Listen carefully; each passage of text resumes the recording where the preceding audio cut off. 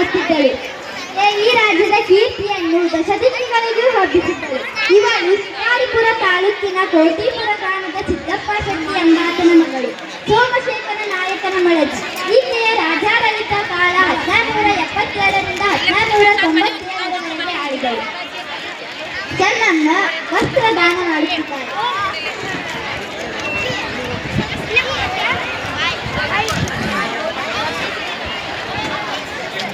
ಮಹಾರಾಣಿಯವರಿಗೆ ಜಯವಾಗಲಿ, ಮಹಾರಾಣಿಯವರಿಗೆ ಜಯವಾಗಲಿ.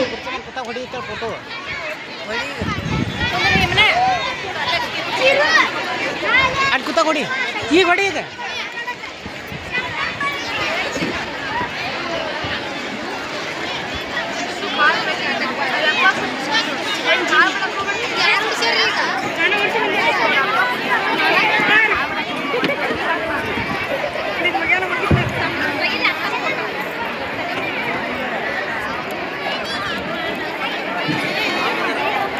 ಬಸಾಕ್ರ ಈ ಕಡೆ ನೋಡತ್ತಾಳ, ಮುಂದೆ ನೋಡತ್ತಾಳ.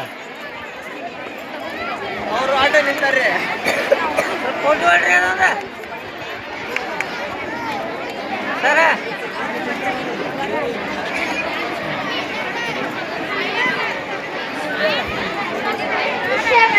ರಾಜಸ್ಥಾನದ ದೃಶ್ಯ. ಆಸ್ಥಾನದಲ್ಲಿ ಚೆನ್ನಮ್ಮ ಪ್ರಜೆಗಳ ಕಷ್ಟ ಸುಖ ಹಾಗೂ ದೂರು ದುಮಾನಗಳನ್ನು ಜರತಿ ಸಾಲಿನ ಕೊನೆಯಲ್ಲಿ ಇಬ್ಬರು ಜಂಗಮರು ನಿಂತಿದ್ದಾರೆ.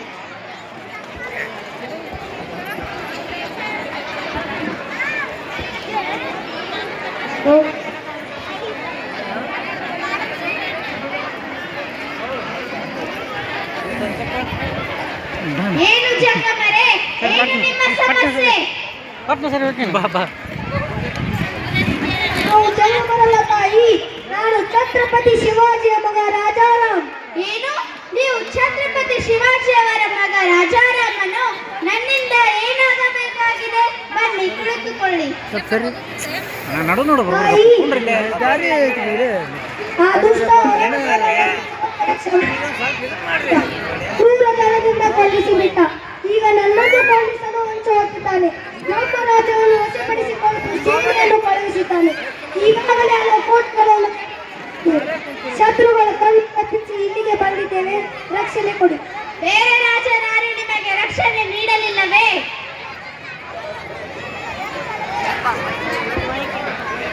ಇಲ್ಲ ತಾಯಿ, ಆ ದುಷ್ಟ ಔರಂಗಜೇಬನ ಕೋಪಕ್ಕೆ ಹೆದರಿ ರಕ್ಷಣೆ ನೀಡಲು ನಿರಾಕರಿಸಿದರು. ಆತನ ವೈರತ್ವ ಕಟ್ಟಿಕೊಳ್ಳುವುದು ಯಾರಿಗೂ ಸುಲಭದ ಮಾತಲ್ಲ. ಇರಲಿ, ಶಿವಾಜಿ ಮಹಾರಾಜರ ಮಗನಿಗೆ ಆಶ್ರಯ ನೀಡುವುದು ನಮ್ಮ ಕರ್ತವ್ಯವೆಂದು ಭಾವಿಸುತ್ತೇವೆ. ನಿಮಗೆ ರಕ್ಷಣೆ ನೀಡುವುದು ನಮ್ಮ ರಾಜಧರ್ಮ. ಇದೇ ಕನ್ನಡಿಗರ ಪರಂಪರೆ. ತಿಮ್ಮಣ್ಣ ನಾಯಕರೇ, ಇವರನ್ನು ನಮ್ಮ ಅತಿಥಿ ಗೃಹಕ್ಕೆ ಕರೆದೊಯ್ಯಿರಿ. ತಕ್ಕ ವ್ಯವಸ್ಥೆ ಮಾಡಿರಿ. ತದನಂತರ ಆಲೋಚನೆ ಮಾಡೋಣ.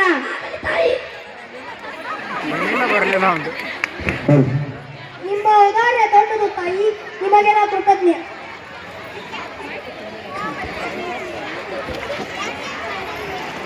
ಎಲ್ಲರೂ ಹೊರಡುವರು. ತೆರೆ ಬೀಳುತ್ತದೆ. ದೃಶ್ಯ 2. ಕೆಳದಿ ಸಂಸ್ಥಾನ. ರಾಜಸಭೆ ನಡೆಯುವ ದೃಶ್ಯ. ಚೆನ್ನಮ್ಮ ಸಿಂಹಾಸನದಲ್ಲಿ ಆಸೀನಳಾಗಿದ್ದಾಳೆ. ಮಹಾರಾಣಿಯವರಿಗೆ ಜಯವಾಗಲಿ.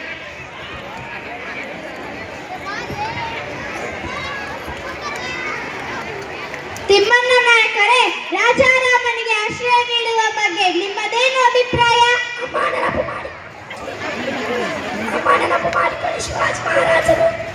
ಏನಾಗಿತ್ತು ಇಲ್ಲ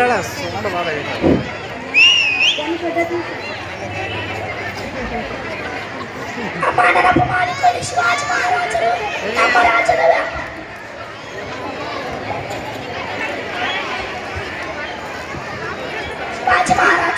ರಾಜ್ಯದ ವ್ಯಾಪಾರ ಕೇಂದ್ರಗಳಾದ ಕುಂದಾಪುರ, ಗೋಕರ್ಣಗಳ ಮೇಲೆ ದಾಳಿ ಮಾಡಿ ಅಲ್ಲಿ ನಮಗೆ ಸೇರಬೇಕಾದ ತೆರಿಗೆಯನ್ನು ಕಿತ್ತುಕೊಂಡು ಬಂದರು. ನಿಜ ತಿಮ್ಮಣ್ಣ ನಾಯಕರೇ, ಸಬ್ನವೀಸ ಕೃಷ್ಣಪ್ಪಯ್ಯನವರೇ, ನಿಮ್ಮದೇನು ಅಭಿಪ್ರಾಯ? ತಾಯಿ, ರಾಜಾರಾಮನಿಗೆ ಆಶ್ರಯ ಕೊಟ್ಟಿದ್ದು ಔರಂಗಜೇಬನಿಗೆ ತಿಳಿದರೆ ಆತ ನಮ್ಮ ಮೇಲೆ ಆಕ್ರಮಣ ಮಾಡಿಬಿಡುತ್ತಾನೆ. ಆತನದು ಬಲಾಢ್ಯ ಸೈನ್ಯ, ನಮ್ಮದು ಚಿಕ್ಕ ಸೈನ್ಯ.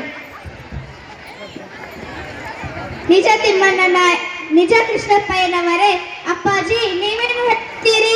ಶರಣು ಬಂದವರಿಗೆ ಆಶ್ರಯ ನೀಡುವುದು ನಮ್ಮ ಧರ್ಮ. ದುಷ್ಟವರಿಗೆ ಹೆದರಿ ಹಿಂದೆ ಸರಿದಕ್ಕಿಂತ ಮುಂದೆ ನುಗ್ಗಿ ಹೋರಾಡುವುದೇ ಶ್ರೇಯಸ್ಸು. ಅಪ್ಪಾಜಿ ಹೇಳುವುದು ನಿಜ. ಈಗ ರಾಜಾರಾಮರು ನಮ್ಮಲ್ಲಿ ಆಶ್ರಯ ನೀಡಿ ಬಂದಿದ್ದಾರೆ. ಅವರಿಗೆ ರಕ್ಷಣೆ ನೀಡುವುದು ನಮ್ಮ ರಾಜ್ಯ ಧರ್ಮ. ಇದೇ ಕನ್ನಡಿಗರ ವೀರ ಪರಂಪರೆ. ಕೊಲ್ಲುವವನಿಗಿಂತ ಕಾಯುವವನು ದೊಡ್ಡವನು. ನಮ್ಮ ಧರ್ಮವೇ ನಮ್ಮೆಲ್ಲರನ್ನು ರಕ್ಷಿಸುತ್ತದೆ. ಹೌದು ತಾಯಿ, ನಿಮ್ಮ ಮಾತು ಮಹಾರಾಣಿಯರಿಗೆ ಜಯವಾಗಲಿ. ತಮ್ಮನ್ನು ತುರ್ತಾಗಿ ಭೇಟಿಯಾಗಲು ಬೇಲೂರಿನೊಬ್ಬ ಕಾಯುತ್ತಿದ್ದಾನೆ. ಕಳಿಸಿಕೊಡಲು. ಕಳಿಸಿ.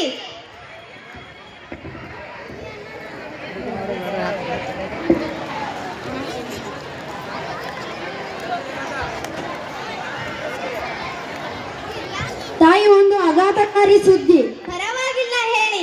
ತಾವು ರಾಜಾರಾಮನಿಗೆ ಆಶ್ರಯ ಕೊಟ್ಟಿದ್ದನ್ನು ಕೇಳಿ ಔರಂಗಜೇಬನನ್ನು ಕೋಪಗೊಂಡಿದ್ದಾನೆ. ರಾಜವನ್ನು ಮುತ್ತಲ್ಲ ಸೇನೆ ಕಳುಹಿಸಿದ್ದಾನೆ.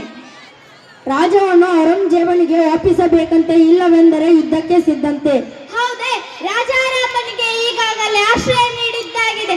ಅವರನ್ನು ಒಪ್ಪಿಸಲು ಸಾಧ್ಯವಿಲ್ಲ. ಇದಕ್ಕೇನು ಮುಂದಿನ ದಾರಿ ಕೃಷ್ಣಪ್ಪಯ್ಯನವರೇ? ನಾವು ಕನ್ನಡಿಗರು ಕಲಿತನದಿಂದ ಕಾದಾಡೋಣ. ಜಯಾಪಜಯಗಳು ಶಿವನಿಚ್ಛೆ. ಯುದ್ಧ ಒಂದೇ ನಮಗೂ ಜೀವದಾರಿ.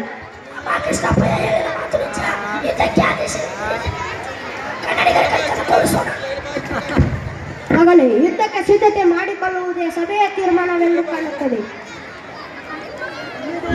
ಸೇನಾ ನಾಯಕರೇ, ಮಂತ್ರಿಗಳೇ, ನಮ್ಮ ವೀರರಿಗೆ ಸಿದ್ಧರಾಗಲು ತಿಳಿಸಿ. ಯುದ್ಧಕ್ಕೆ ತಕ್ಕ ಸಿದ್ಧತೆಗಳಾಗಲು. ಹರ ಹರ ಮಹಾದೇವ. ಹರ ಹರ ಮಹಾದೇವ್.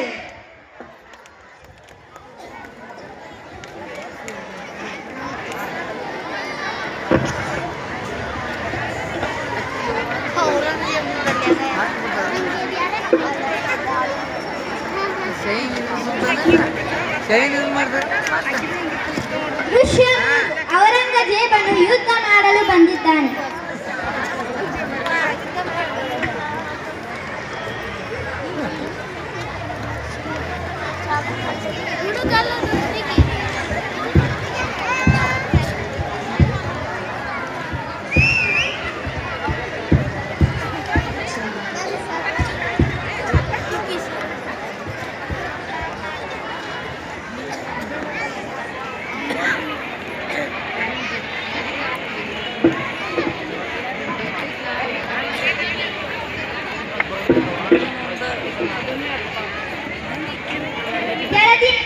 ಒಳಾಂಗಣ. ತಿಮ್ಮಣ್ಣ ನಾಯಕರೇ ಮತ್ತು ಕೃಷ್ಣಪ್ಪಯ್ಯನವರೇ, ಯುದ್ಧದ ಸಮಾಚಾರವೇನು? ನಮ್ಮ ನೆರೆಯ ಅರಸರು ನಮಗೆ ನೆರವು ನೀಡುತ್ತಿರುವರೇ? ಹೌದು ತಾಯಿ, ನಮ್ಮ ನೆರೆಯ ಅರಸರೆಲ್ಲ ನಮಗೆ ಸಹಾಯ ನೀಡುತ್ತಿದ್ದಾರೆ. ನಮ್ಮ ಸೈನಿಕರು ತಂಡವಾಗಿ ಹೋಗುತ್ತಿದ್ದಾರೆ. ನಮ್ಮವರ ಈ ಹೆಚ್ಚಿನ ಆಕ್ರಮಣದಿಂದ ಮೊಘಲ ಸೇನೆ ಮಧ್ಯದಲ್ಲಿ ಜಡಿ ಇದೆ. ಅವರಿಗೆ ಅರಣ್ಯ ಮಾರ್ಗದಲ್ಲಿ ದಿಕ್ಕು ತಿಳಿಯುತ್ತಿಲ್ಲ. ಅದರ ಜೊತೆ ಆಹಾರ ಸಿಗದಂತೆ ಮಾಡಿದ್ದೇವೆ. ನಮ್ಮ ಕೂಟ ಕದನದಿಂದ ಮೊಘಲ ಸೈನ್ಯ ಕಂಗೆಟ್ಟಿದ್ದಾರೆ.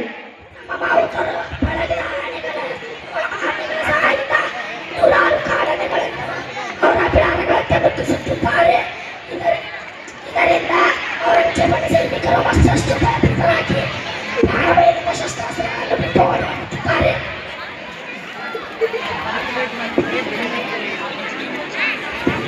ಮಹಾರಾಣಿಯವರಿಗೆ ಜಯ. ಮೊಘಲರ ಸೇನೆ ಓಡಿ ಹೋಯಿತು. ಯುದ್ಧದಲ್ಲಿ ನಾವೇ ಗೆದ್ದೆವು.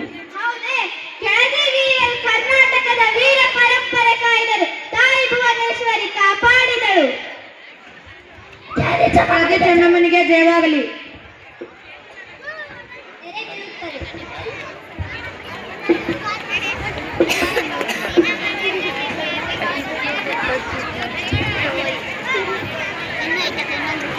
ಧನ್ಯವಾದ.